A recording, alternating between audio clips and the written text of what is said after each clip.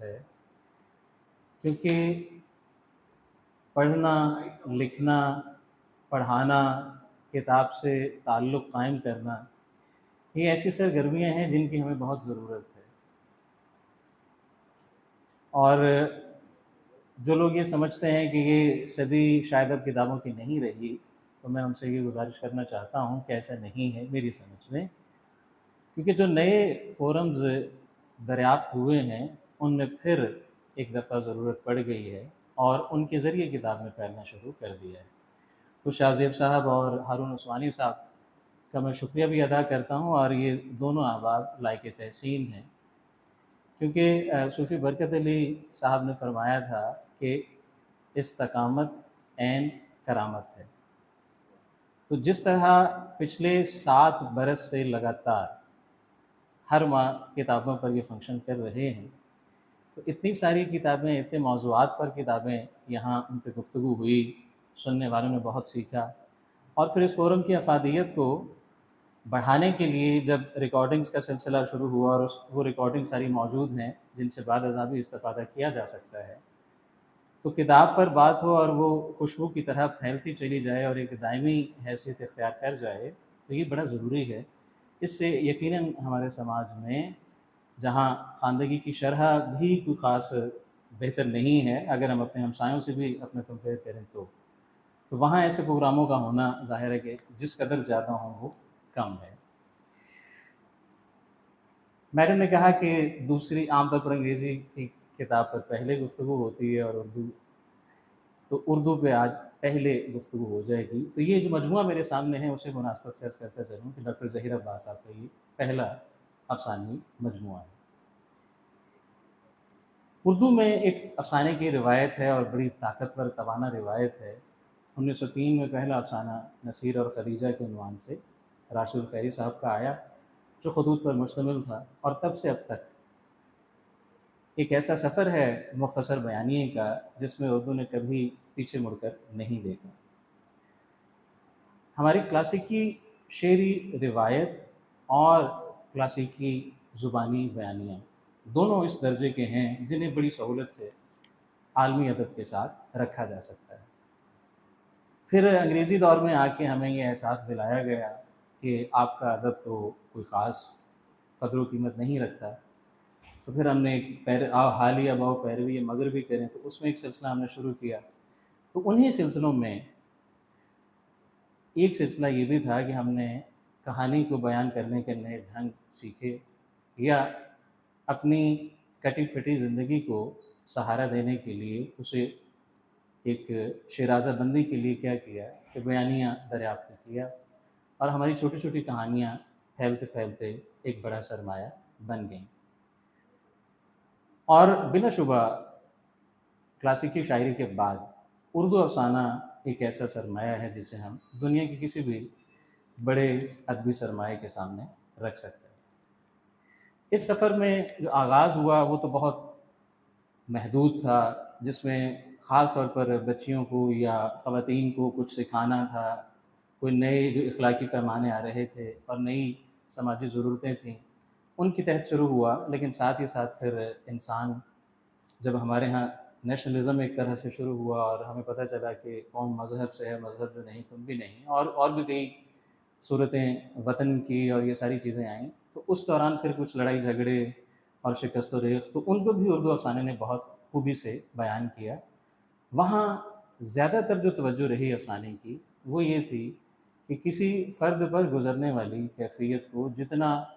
باشگاف، واضح اور حقیقت کے قریب رہتے ہوئے بیان کیا جا سکے۔ لیکن پھر رفتہ رفتہ افسانے نے اور بھی کئی موڑ لیے، سیدھی بات کی بجائے کئی انداز نئے اپنائے گئے جن میں یہ محسوس ہوا، اور خاص طور پر یہ یاد رکھنا چاہیے کہ جیسے جیسے ہمارا ربط ضبط دنیا کی دیگر زبانوں اور ان میں پیدا ہونے والے ادب سے ہوا، اور خاص طور پر جیسے پینٹنگ ہے اس سے ہمارا ربط ضبط بڑھا ہمارے فنکاروں کا، تو پھر افسانے میں اور بھی کئی طریقے کہانی کہنے کے آئے، جن میں تجریدی افسانہ ہے، علامتی افسانہ ہے۔ ظہیر صاحب کے یہ جو افسانے ہیں، ان افسانوں کو اگر ہم پڑھیں تو یہ ایک طرح سے اس کوئی ایک 1903 سے لے کے اب تک، یعنی کوئی 125 برس کی جو روایت ہے ان میں ایک مختلف رنگ لیے ہوئے ہیں۔ میں کئی بار ان افسانوں کو پڑھتے ہوئے یہ سوچتا رہا کہ ان کو کس افسانہ نگار کے ساتھ رکھ کے میں دیکھوں۔ انتظار صاحب کے ہاں مثلاً ایک کہانی ہے، اور کئی کہانیوں میں یہ سلسلہ موجود ہے، وہ جو کھوئے گئے۔ اب اس میں یہ ہے کہ ایک شہر کی طرف ہم روانہ ہوتے ہیں،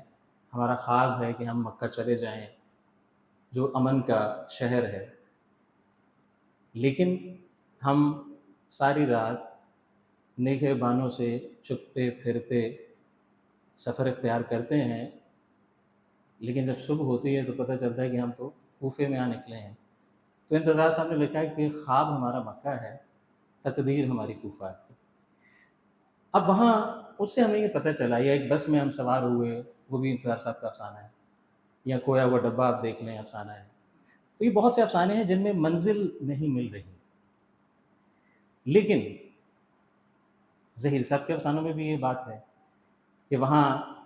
میت موجود ہے، لیکن مدفن کی تلاش میں نکلے ہوئے ہیں کہ کہاں دفنایا جائے۔ اب سوال یہ ہے کہ کیا یہ وہی افسانے ہیں؟ تو ایسا نہیں ہے۔ انتظار صاحب کو کم از کم ایک سہولت میسر تھی کہ وہ واضح تھے کہ ایک کوفہ ہوتا ہے اور ایک مکہ ہوتا ہے۔ ظہیر صاحب کے افسانوں میں یہ ہوا کہ اب یہ بھی نہیں پتا کہ مکہ ہے یا نہیں ہے، کوفہ ہے یا نہیں ہے، اور یہ جو کچھ ہم کر رہے ہیں، ہم اپنی مثال کے طور پر جو زیست ہے، یہ ہم کیوں گزار رہے ہیں، کس لیے گزار رہے ہیں؟ تو یہ ایک عجیب و غریب گم اور سانس جو ہے نا اس کو گھونٹ دینے والی کیفیت ہے جو ان افسانوں میں آپ کو ملے گی، جو اس سے پہلے عام طور پر ویسے تو ایک اگر آپ دیکھیں تو مثلا غیر مسعود کے افسانے بھی ہیں جن کے بارے میں وارث علوی نے کہا تھا کہ ان افسانوں کو پڑھنا ایسے ہی ہے جیسے گونگے کا گڑ کھانا۔ تو گونگا گڑ کھا کے ذائقے سے تو واقف ہے کہ میں نے کیا کھایا ہے، لیکن وہ بیان نہیں کر سکتا کہ میں نے کیا کھایا ہے۔ تو ایسا بھی نہیں ہے کہ ظہیر صاحب کے افسانوں میں ہم بالکل اس طرح گم ہو جائیں کہ ہم یہ بیان بھی نہ کر سکیں کہ ہم نے کیا کھایا ہے۔ تو کوئی نہ کوئی مرکز ہے، لیکن وہ مرکز کون سا ہے؟ میں اس طرح سے اسے جوڑ سکتا ہوں بات کو کہ اگر آپ دیکھیں تو پہلے گلیلیو صاحب نے ہمیں بے مرکز کیا، جب یہ بتایا کہ نہیں زمین مرکز میں نہیں ہے تو کوئی بات نہیں، اچھا پھر پتہ چلا کہ کم از کم سورج تو مرکز میں ہے، تو ہم اس کے گرد گردش کر رہے ہیں۔ لیکن پھر اگلی تحقیقات نے بتایا کہ سورج خود مرکز میں نہیں ہے، خود مرکز نہیں ہے سورج، وہ تو خود جو ہے ایک طرف پڑا ہوا ہے ہماری گلیکسی کے۔ تو چلیں کوئی نہیں، گلیکسی کا سہارا تو تھا، لیکن اب جیمز ویب نام کی کوئی مشین آ گئی ہے جس نے بتایا کہ گلیکسی بھی مرکز میں نہیں ہے۔ تو ہم یہ جو عجیب و غریب ایک ایسی دنیا میں موجود ہے جس کا کوئی مرکز ہی نہ ہو، وہ ان افسانوں میں دنیا آپ کو ملے گی جن کا کوئی مرکز نہیں ہے۔ کسی ٹھوس جگہ پر ہم کھڑے نہیں ہو پا رہے۔ ایک شخص، کوئی چار شخص ہیں جو ایک میت لے کے چل رہے ہیں اور ان کے پاؤں خون سے بھرے ہوئے ہیں، لیکن وہ زخمی نہیں ہیں، اور جو میت ہے ان کے پاس اس پہ بھی کوئی خون کے دھبے نہیں ہیں، جس کا مطلب ہے کہ یہ کسی مقتول کی نہیں جس کا خون ان تک پہنچ گیا ہو۔ یہ خود بھی زخمی نہیں تو یہ خون کس کا ہے؟ تو افسانے کی فارم میں ہم بالکل جیسے ایک ایکسپینڈ ہو رہی ہے مسلسل کائنات، اور یہ کہاں جا رہی ہے، کون سا وائڈ کون سا ہے، یہ کون سا وائڈ ہے جس میں ہم پھیلتے چلے جا رہے ہیں اور بغیر کسی نقطے کے پھیلتے چلے جا رہے ہیں۔ آغاز تو شاید معلوم ہے 13 ارب 70 کروڑ سال پہلے ایک نقطہ نظر کے مطابق، لیکن اب انہوں نے کہا کہ یہ بھی ہو سکتا ہے کہ وہ کسی اور کا نقطہ اختتام ہو۔ تو اب کیا ہے اختتام، کیا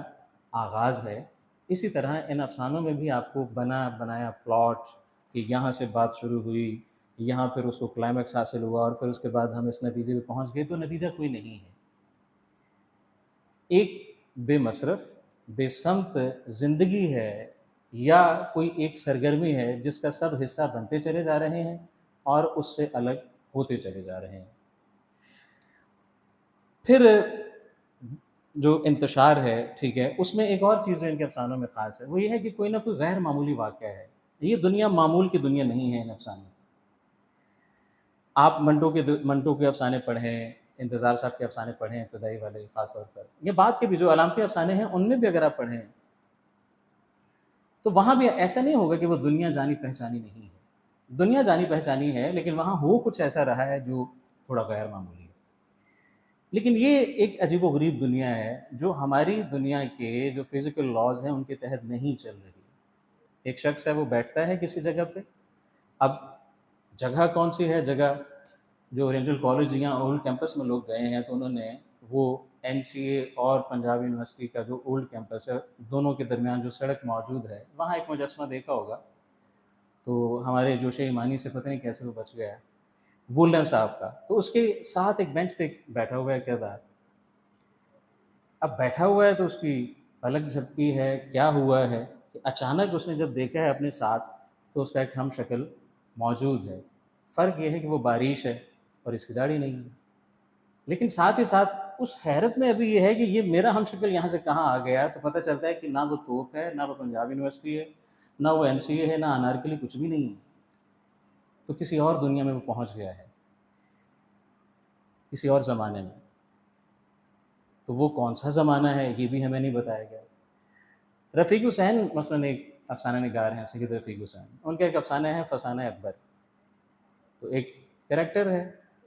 وہ سفر کر، وہ ایسے ہی گھومنے پھرنے، جیسے آپ بھی جاتے ہوں گے کسی نہ کسی قلعے کو دیکھنے، کسی پرانی مسجد کو دیکھنے، کسی پرانی تاریخی عمارت کو دیکھنے، تو وہاں وہ گیا ہے، تو وہ گھوم پھر رہا ہے تو اچانک اسے کوئی تہ خانہ نظر آتا ہے، وہاں جاتا ہے تو پتہ چلتا ہے کہ وہ 16ویں صدی میں اکبر کے زمانے میں پہنچ گیا ہے۔ تو اکبر معلوم شدہ ایک حقیقی کردار ہے، سیاسی طور پر ایک شخصیت ہے، اس نے ایک زندگی گزاری ہے، یہاں کوئی ایسا تاریخی کردار جو ہے اس سے ہماری ملاقات نہیں ہوتی۔ اب رفتہ رفتہ کیا ہوتا ہے، ایک مجھے یاد ہے صدیق عالم صاحب بھی، جن کا ایک چھوٹا نسبتاً مختصر ناول ہے صالحہ صالحہ۔ تو اب دو صالحہ ہیں، ایک امیر صالحہ ہے، ایک غریب صالحہ ہے۔ جو کچھ امیر صالحہ کے پاس ہے وہ غریب کے پاس نہیں ہے، جو کچھ غریب کے پاس ہے وہ امیر کے پاس نہیں ہے، دونوں کی دنیایں انٹرچینج ہوتی ہیں، رفتہ رفتہ ایک سے دوسرے کی طرف چیزیں منتقل ہونا شروع ہو جاتی ہیں۔ ویسی کیفیت تو نہیں ہے یہاں، لیکن ہوتا یہ ہے کہ یہ شخص جو 20ویں یا 21ویں صدی کا تھا اور یہ کسی پرانے زمانے میں، کس زمانے میں گیا نہیں پتہ، اب وہاں اپنے ہم شکل کے گھر پہنچ گیا، اور رفتہ رفتہ کیا ہوتا ہے کہ وہ دونوں ایک دوسرے کو کی شخصیت اور شناخت کے بارے میں متشکک ہو جاتے ہیں۔ کیا یہ میں ہوں یا یہ وہ ہے، یا وہ میں ہوں اور میں وہ؟ ٹھیک ہے، آپ کو تھوڑی عجیب پیچیدہ سی بات لگ رہی ہوگی، لیکن ان افسانوں میں یہ ساری باتیں موجود ہیں۔ تو ایک انجانی دنیا ہے ان سارے افسانوں میں۔ کرداروں سے ریلیٹ کرنے کے لیے ہمارے پاس ایک عام، جو سب سے پہلا جو میں سمجھتا ہوں کلید ہوتی ہے، وہ ہوتے ہیں ان کے نام۔ جب بھی ہم کسی کردار کا کوئی نام پڑھتے ہیں تو ہم اس سے محبت کرنے لگ جاتے ہیں، نفرت کرنے لگ جاتے ہیں، وہ ہمارے سابقہ تجربات کی بنیاد پر ان کو ہم کسی خانے میں فٹ کر دیتے ہیں کہ یہ بندہ، اس کا مذہب کون سا ہے، اس کا مسلک کون سا ہے، اس کا ملک کون سا ہے، اس کی شناخت کون سی ہے، تو ہمیں بڑی سہولت ہو جاتی ہے۔ اب ان میں کرداروں کی باتیں ضرور موجود ہیں، لیکن وہ کون ہیں، ان کا نام کیا ہے، ان کا حلیہ کیسا ہے، وہ دکھتے کیسے ہیں؟ یعنی یہ اگر جیسے میں نے پچھلے افسانے کا ذکر کیا کہ یہ دو کردار ایک جیسے ہیں، ایک کی داڑھی ہے، تو وہ داڑھی اس کی پہچان نہیں ہے، وہ صرف اور صرف اس لیے تھا کہ ہمیں پتہ چل جائے کہ یہ دو الگ الگ لوگ ہیں بس۔ داڑھی اس کے کردار کی، اس کے طرز زندگی کی یا اس کے طرز فکر کی کہیں کوئی علامت بن کر جو ہے وہ ابھری نہیں ہے۔ پھر یہ ہے کہ زمان جو ہے وہ مسلسل تبدیل ہو رہا ہے، وہ زمان کیوں تبدیل ہو رہا ہے، یہ ایک ایسا سوال ضرور ہے۔ مثلاً آپ حوض ساراماگو کا ایک بڑا مشہور ناول ہے جس پر ایک بہت ہی بری فلم بنی ہے، ناول ہے بلائنڈنیس، اردو کے ایک بہت ہی ممتاز شاعر احمد مشتاق صاحب نے اس کا ترجمہ کیا ہوا ہے اندھے لوگ کے نام سے۔ تو اس میں آپ دیکھیں گے تو یکدم ایک وبا پھیل جاتی ہے کہ ایک شخص پہلے اندھا ہوا ہے، پھر دوسرا اندھا ہوا ہے، پھر تیسرا، اور چلتے چلتے پورا شہر، کیا پورا ملک اندھا ہو جاتا ہے۔ اور وہ جو اندھا ہونا میں خاص نوعیت کیا ہے کہ سب کی آنکھوں کے سامنے ایک سفید روشنی آ گئی ہے، ایک سفید روشنی کا پردہ۔ حالانکہ روشنی تو ہمیشہ پردے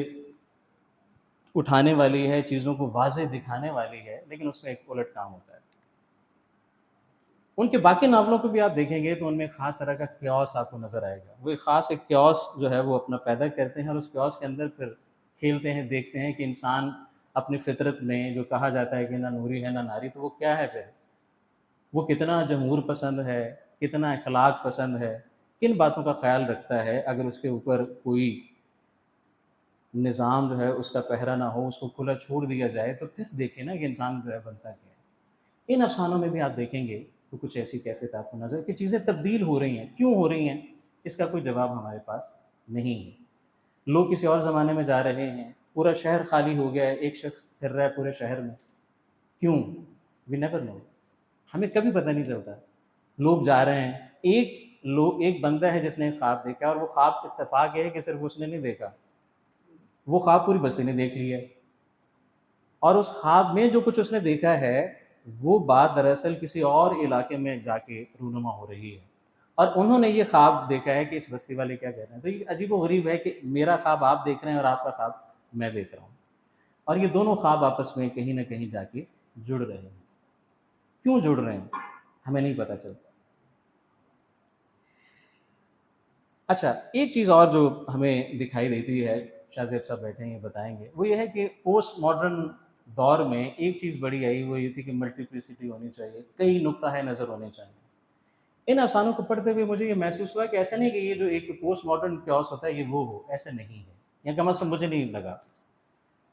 کہ کئی لوگوں کا نقطہ نظر چل رہا ہے اور آپ بھی ٹھیک کہہ رہے ہیں، آپ بھی ٹھیک کہہ رہے ہیں، صرف پرسپیکٹو کا فرق ہے، اس کا پرسپیکٹو اور ہے، میرا اور ہے، ایسا نہیں ہے۔ مجھے ایسا محسوس ہوتا ہے کہ کہیں پیچھے بیانیے میں کوئی ایک پرسپیکٹو ایسا موجود ہے جو کریکٹر الگ الگ ہوتے ہوئے اس ایک خاص پرسپیکٹو کو لے کے چل رہے ہیں۔ مثلا کہ اگر ایک جنازہ جا رہا ہے تو اگلی بستی میں جب پہنچا ہے تو ان بستی والوں نے نہیں پوچھا کہ یہ کس کا جنازہ کیوں ہے، وہ مبہوت ہو گئے ہیں اور وہ ساتھ چل پڑے ہیں۔ اس کے بعد ایک اگلی بستی آ گئی ہے، کوئی اگلے خانہ بدوش آ گئے ہیں، کچھ اگلا آ گیا ہے، کوئی اگلا پڑاؤ آ گیا ہے، تو وہ سب لوگ اس کا حصہ بن جاتے ہیں۔ کیوں؟ We never know. تو کہیں کوئی ایک پرسپیکٹو ہے کہ اس خاص افسانوی دنیا کے اندر الگ الگ رہتے ہوئے بھی لوگ کسی خاص نقطے سے جڑے ہوئے ضرور ہیں، قاری ان سے البتہ انجان رہتا ہے، لیکن افسانوں کے اندر کے لوگ جو ہیں وہ اس دنیا کے باسی ہیں، ان کو کہیں نہ کہیں کوئی غیر مرئی طاقت اطلاع دے دیتی ہے کہ آپ کے ساتھ کیا ہونے والا ہے اور آپ اس کے لیے تیار ہو جائیں۔ پھر یہ ہے کہ یہ پتہ چلتا ہے، جیسے میر صاحب نے کہا تھا کہ ناحق ہم مجبوروں پر یہ تہمت ہے مختاری کی، چاہتے ہیں سو آپ کرے ہیں، ہم کو ابس بدنام کیا۔ یعنی ایک لڑکا ہے، شہر میں رہتا ہے، کافی امیر خاندان سے اس کا تعلق ہے،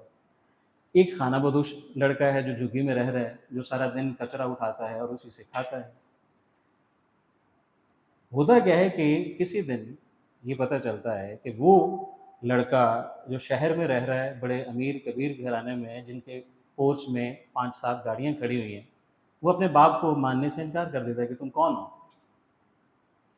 اور وہ زبان بھی اور بولنے لگ جاتا ہے، جبکہ وہ جھگی میں رہنے والا جو مثلاً پنجابی بولتا ہے، وہ اچانک سے انگریزی میں گفتگو کرنا شروع کر دیتا ہے، اور وہ یہ کہتا ہے کہ تم لوگوں نے مجھے کہاں اس غلاظت میں رکھا ہوا ہے۔ تو اب وہ دونوں ایکسچینج ہو گئے ہیں، وہ کیوں ہوئے ہیں، ایسا کیوں ہوا ہے، ہمیں نہیں پتہ۔ اب اسے جو میں سمجھ پایا ہوں کہ یہ کوئی ایسی زندگیاں ہیں ان اب کہانیوں میں جو مجبوراً ہم بسر کر رہے ہیں۔ تو اگر تھوڑا سا جیسے میں نے شروع میں عرض کیا تھا کہ ہم غور کریں کہ ہم کہاں جا رہے ہیں، یہ ہماری گلیکسی کہاں جا رہی ہے، یہ ہمارا نظام شمسی کہاں جا رہا ہے، ہماری زمین کہاں جا رہی ہے، ہم کہاں جا رہے ہیں، ہمیں نہیں پتہ۔ تو یہ کہانیاں کوئی ایسا ہی منظر ہمارے سامنے کھولتی ہیں۔ ایک بات آخر میں عرض کروں گا، وہ یہ ہے کہ ان افسانوں کو آپ ایک ایسی دنیا آپ ان افسانوں میں پائیں گے جو اردو افسانوں میں پہلے بیان نہیں ہوئی،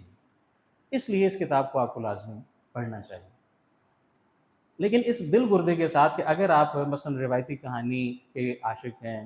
کہ شروع میں ایک ہیرو ہوتا ہے، ایک ہیروئن ہوتی ہے، پھر ان کے ماں باپ جو ہیں وہ درمیان میں یا ظالم سماج آ جاتا ہے،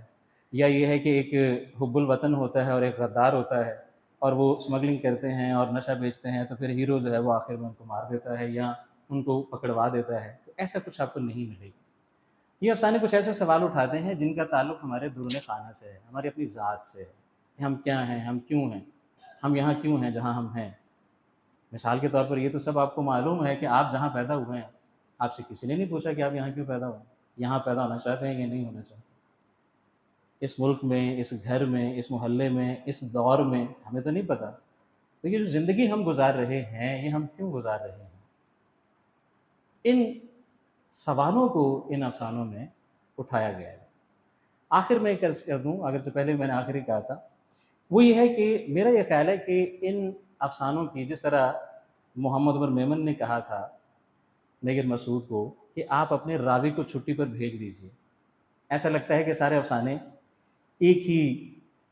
کردار کے ساتھ پیش آ رہے ہیں، تو میرا خیال ہے کہ لسانی طور پر تنوع جو ہے وہ لانے کی ضرورت ہے۔ کرداروں کی گفتگو بیشتر مجھے ایسا محسوس ہوا کہ وہ ایک ہی طرح کی ہے، اسلوب میں تنوع نہیں ہے۔ اب اس کی یہ بعض اوقات یہ بھی ہوتا ہے، جیسے سہیل صاحب نے یہ ہمیں بتایا کہ کوئی شاعر پڑھا کسی خاص رویا کے ساتھ، کسی خاص خواب کے ساتھ 5 سال کے لیے، 10 سال کے لیے، 20 سال کے لیے، بعض اوقات طویل دورانیہ بھی ہو جاتا ہے، وہ رہتا ہے۔ جیسے مثلاً آپ دیکھیں کہ ناصر کاظمی ہیں تو ان کی پہلی بارش میں خاص ایک خواب ہے، خاص ایک اسلوب ہے، خاص ایک زندگی کا نظارہ ہے جو آپ کو نظر آتا ہے، جو برقی نعمے نہیں ہے۔ تو ممکن ہے کہ اس مجموعے کے جو افسانے ہیں وہ اس خاص رویا کے تحت لکھے گئے ہوں، اس لیے اسلوب کی زیادہ تنوع کی ضرورت پیش نہ آئی ہو۔ تو مجھے یقین ہے کہ جب دوسرا مجموعہ آئے گا وہ اس سے بڑی حد تک مختلف ہوگا۔ آپ نے بڑی محبت سے سنا، آپ سب کا بہت شکریہ۔ بہت شکریہ۔ ایک منٹ سر، جی اگر آپ میں سے کوئی شیئر کرنا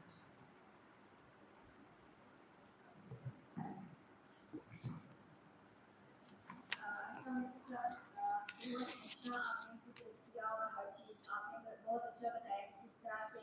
یہ افسانہ دوسرے افسانوں سے مختلف ہے، لیکن لاسٹ پہ آپ نے ایک بات کی مجھے وہ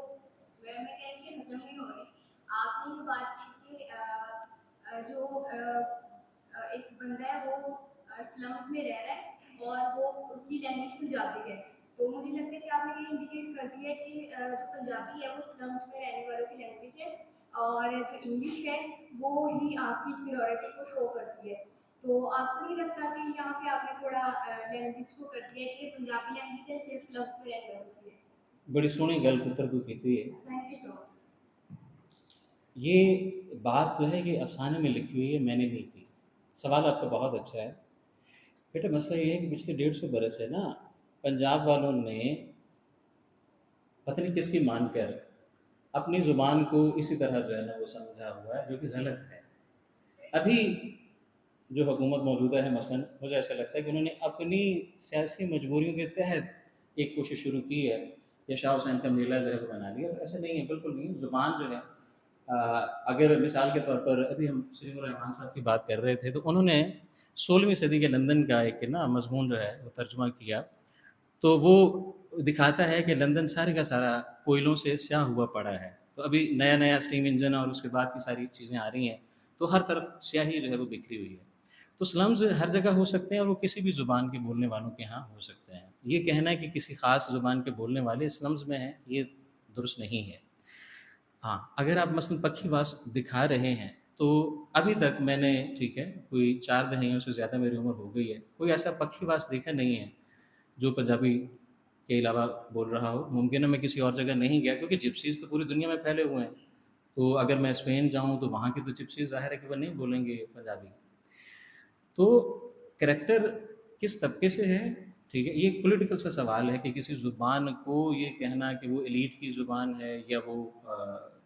کمتر زبان ہے، تو ایسے تو نہیں ہے، بالکل نہیں ہے۔ ہر زبان کے ہر طرح کے بولنے والے ہوتے ہیں۔ تو وہ صرف اشارہ تھا کہ کریکٹر جو ہے وہ بول رہا ہے، وہ یہ نہیں تھا کہ خدا نہ خواستہ۔ تو میری تو اپنی ماں جو ہے، ماں بولی ہے، میری اپنی مدر ٹنگ ہے، تو میں اپنی ماں کی زبان کو کیسے یہ بات جو ہے، اس کا مطلب ہے کہ میں خود وہاں سے آیا ہوں۔ تو اسلم سے ویسے تو ہونا خیر کوئی ظاہر ہے،